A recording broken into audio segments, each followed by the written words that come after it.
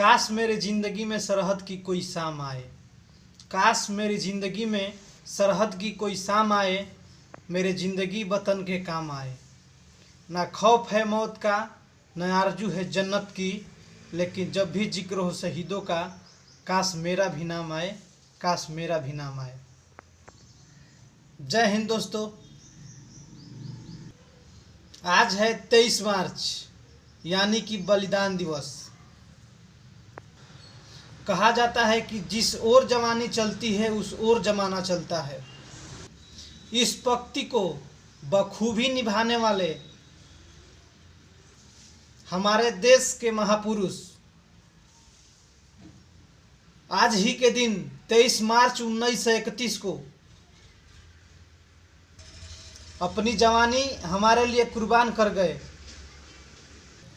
आज ही के दिन 23 मार्च 1931 को माँ भारती के लाल भगत सिंह, सुखदेव एवं राजगुरु को शाम करीब 7:33 पर फांसी दे दी गई थी। इन तीनों माँ भारती के लाल को अश्रुपूर्ण श्रद्धांजलि एवं शत शत नमन। जिंदा रहने के मौसम बहुत है मगर जान देने की रुत रोज आती नहीं। जिंदा रहने के मौसम बहुत है मगर जान देने की रुत रोज आती नहीं। हुस्न और इश्क दोनों रुसवा करे, वो जवानी क्या जो खूह में नहाती नहीं। तो आज हमें उन महापुरुषों को याद करने का दिन है और उन्हें श्रद्धांजलि देने का दिन है। बलिदान दिवस, जो हंसते हंसते फांसी पे झूल गए थे हमारे लिए, तब हम कहीं जाकर अपने घर में चैन से सो पा रहे हैं और होली दिवाली जैसे त्यौहार मना रहे हैं। एक छोटा बच्चा अपने पिताजी के साथ खेत में काम करते हुए कुछ बोता है और जब उसके पिताजी पूछते हैं कि बेटा तुम क्या बो रहे हो, तो छोटा सा बच्चा अपने पिता से तपाक से बोल उठता है कि मैं बंदूकें बो रहा हूं।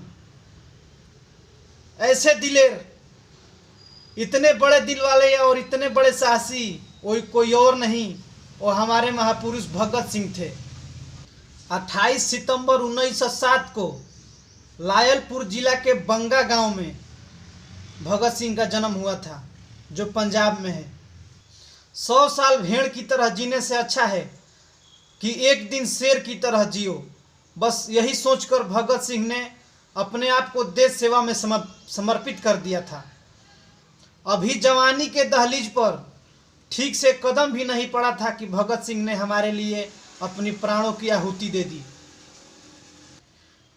23 वर्ष के ही उम्र में, मात्र 23 वर्ष के ही उम्र में भगत सिंह ने अपने प्राण की आहुति दे दी थी हमारे लिए, हमारे देश के लिए। माँ भारती के जकड़े हुए जंजीर को खोलने के लिए उन्होंने अपने प्राण की आहुति दे दी। भगत सिंह को किताब पढ़ने का बहुत ज़्यादा ही शौक़ था और उतना ही लिखने का भी शौक़ था। जब भगत सिंह को फांसी देने के लिए ले जाया जा रहा था, तब भी उस वक्त भी वो किताब पढ़ रहे थे।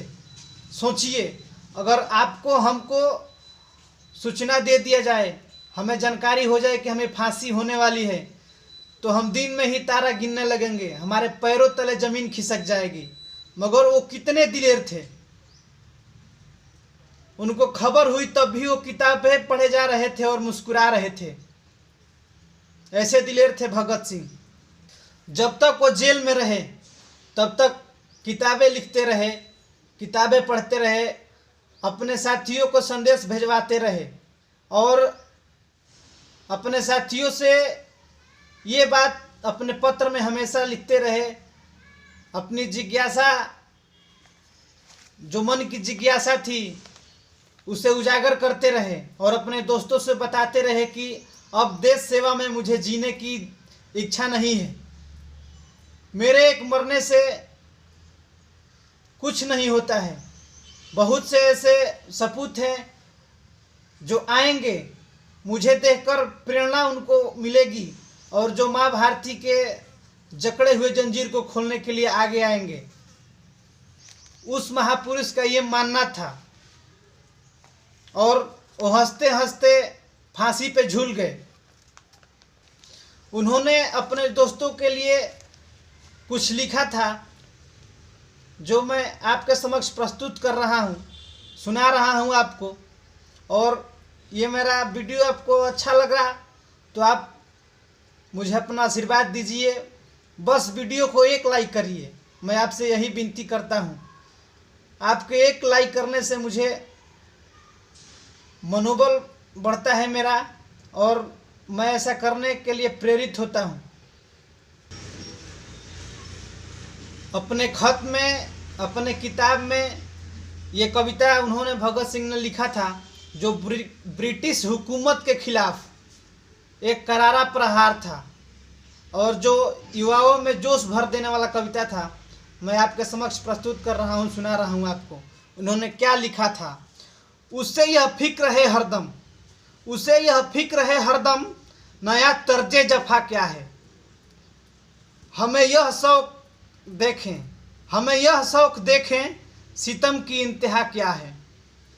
उसे यह फिक्र है हरदम, नया तर्जे जफा क्या है।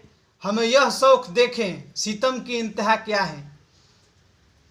भाव देखिए, इन्होंने क्या लिखा है कि हमें यह देखना है कि उनका सितम का इंतहा कहाँ तक है। दहर से क्यों खफा करें, दहर से क्यों खफा करें, चरख का क्यों गिला करें। दहर से क्यों खफा करें, चरख का क्यों गिला करें। सारा जहां अदू सही, आओ मुकाबला करें। दहर से क्यों खफा करें, यानी दहर मतलब दुराचारी, दुराचारी से हम क्यों खफा करें। चरख का क्यों गिला करें, चरख का क्यों गिला करें। चरख मतलब कि समय, जो अभी समय है उसका हम क्यों गिला करें, क्यों इस समय का हम शिकायत करें। सारा जहां अदू सही, मतलब कि सारा जहां अदू मतलब दुश्मन, सारा जहां दुश्मन ही सही, आओ मुकाबला करें। इस पंक्ति से आप उनका भाव और उनका दिलेरीपन का आलम देख सकते हैं। आप समझ सकते हैं कि भगत सिंह कितने दिलेर थे। उनके इन लिखी हुई पंक्तियों में कितना जोश है, कितना उत्साह है, जो अपने साथियों और अपने आने वाली पीढ़ियों को उत्साहवर्धन कर रहे हैं। कोई दम का मेहमान हूँ, कोई दम का मेहमान हूँ, ए अहले महफिल, चरागे शहर हूँ बुझा चाहता हूँ। कोई दम का मेहमान हूँ, ए अहले महफिल, चरागे शहर हूँ बुझा चाहता हूँ। यानी कि मैं एक धरती पे आया हुआ मेहमान हूँ, अहले महफिल चरागे शहर हूँ। मतलब कि अहले महफिल शहर यानी कि दिन में जलने वाला दिया। जिस प्रकार दिन में जलने वाले दिया का कोई महत्व नहीं होता है, उसी तरह भगत सिंह अपने आप को बता रहे हैं कि मैं दिन में जलने वाला दिया के समान हूँ, मैं बुझना चाहता हूँ। और कुछ माँ भारती के लिए करना चाहता हूँ।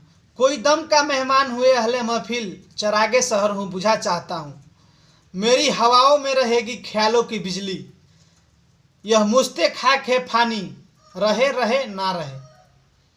मेरी हवाओं में रहेगी ख्यालों की बिजली, ये मुश्ते खाक है फानी, रहे रहे न रहे। यह मुश्ते खाक है फानी, यानी कि ये जो शरीर है इसका हमें कोई गम नहीं है। अपने देश की सेवा करना है, माँ भारती की जकड़ी जंजीर को खोलना है, यही मेरा उद्देश्य है। ये शरीर का क्या है, ये शरीर रहे या ना रहे। तो इनका एक लिखा हुआ प्रस्तुति था जो मैं आपके समक्ष सुनाया, और मैं आपसे आपका आशीर्वाद चाहूँगा। कहीं अगर वीडियो में कुछ त्रुटि हुई है तो हमें ज़रूर माफ़ करिए।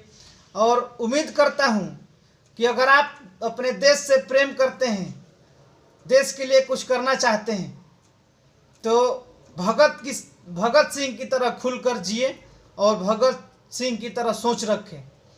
और ये हमारा संदेश आपको अच्छा लगा, ये वीडियो हमारी आपको अच्छा लगा तो आप इसे अधिक से अधिक शेयर करिए।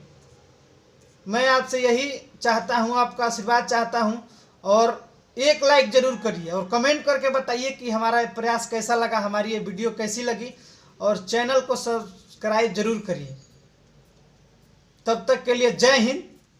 हंसते मुस्कुराते रहिए अपने परिवार के साथ। धन्यवाद।